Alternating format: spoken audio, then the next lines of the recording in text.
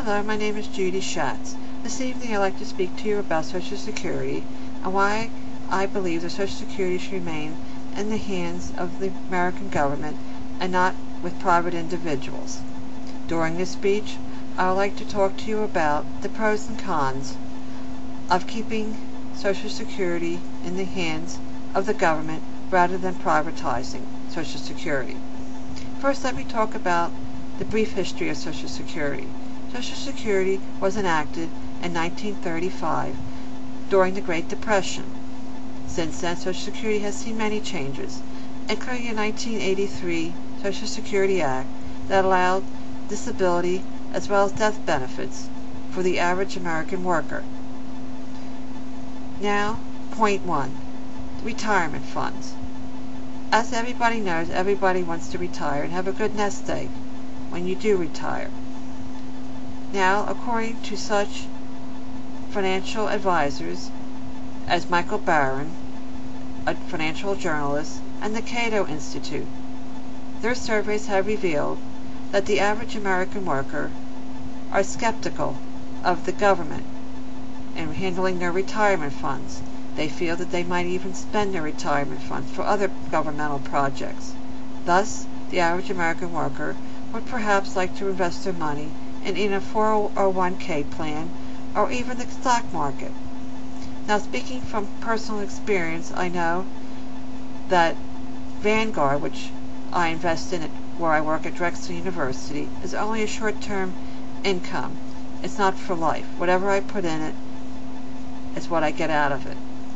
Now, such financial advisors as the Security Exchange Commission, Standard & Poor's, and the Brookings Institute dispute those who advocate privatization of Social Security for retirement purposes. According to the Security Exchange Commission, the average American worker really doesn't know how to invest their money. At least 14% of the average American worker does not know a growth income from a stock income. Now, according to Standard & Poor's and the Brookings Institute, they say that most American workers would probably invest their money in the stock market, or even a brokerage house, or even an insurance company. According to Gary Burtless, who designed this chart that I'm showing you now, the best years of retirement were 1980, as you can see in the middle lines, and on the left-hand side, the year 2000. And he states that the stock market is usually very volatile, as you can see from this chart. Now, as far as brokerage houses and insurance companies are concerned, why the average American worker would probably not be protected against inflation like Social Security currently provides, nor would they be able to afford the fees involved in investing in insurance companies and brokerage houses.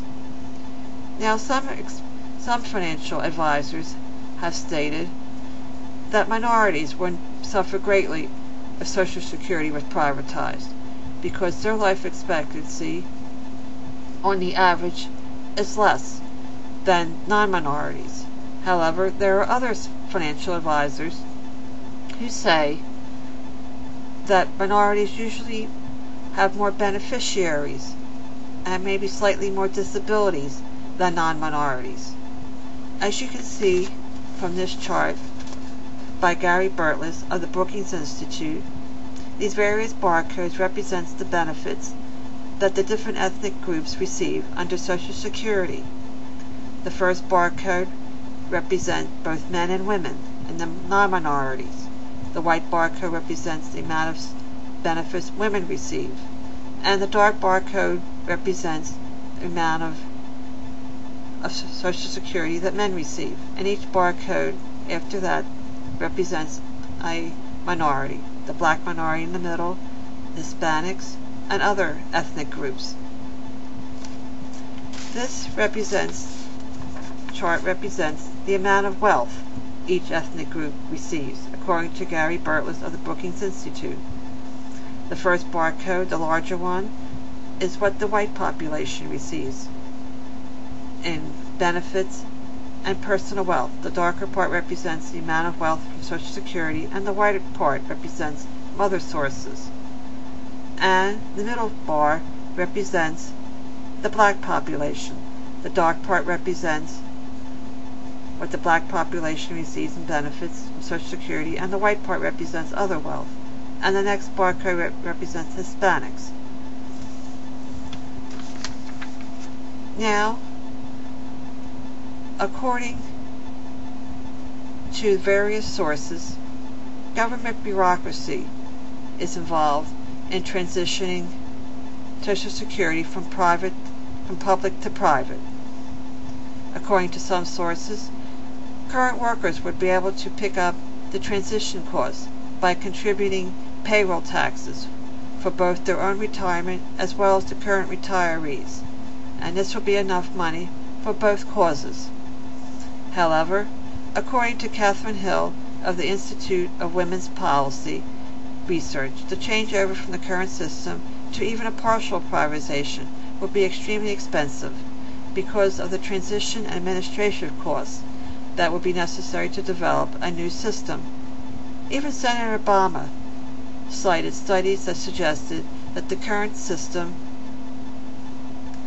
would be devastating because guaranteed benefits would be reduced by at least 40% up to 50%, and the transition costs would be very high, and we will be required to borrow perhaps money from such wealthy countries as China and Japan, at least $2 trillion to $5 trillion from each country per year.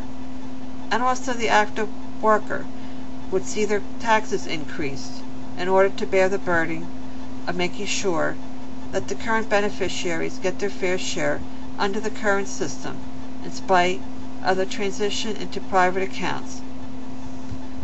Thus, borrowing from foreign countries, according to the Congressional Budget Office, would not be enough money to cover the cost of transition, and that's why these taxes would have to be increased. Now, other countries that have tried to privatize their own Social Security programs. These include the United Kingdom. According to a survey in 1978, the United Kingdom tried to encourage its workers to divert payroll taxes into personal accounts, thus saving for a monthly income upon retirement. Unfortunately, many citizens fell victim to the fact that they were not educated enough to make wise decisions as far as investing the money was concerned, and of course they lost a great deal of money in bad investments. The government in turn had lost substantial revenue from both the loss of payroll revenue and also because they had to use public funds from other sources to bail out these failed pension plans, thus costing the British government a great deal of money in administrative expenses. Now, another country that tried to establish a privatization pension plan is Chile. According to the World Bank, Chile tried to encourage its worker also to have a privatization plan. However, the average person in Chile really didn't know how to invest their money wisely enough in order to have a monthly income.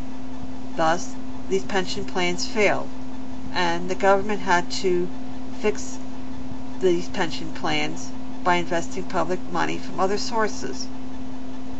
Now, if you would agree with me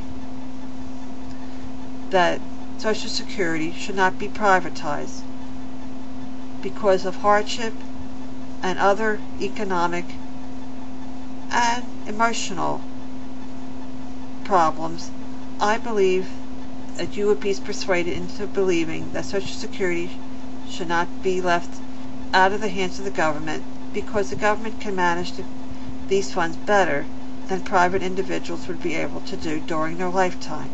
Thank you, and have a good evening.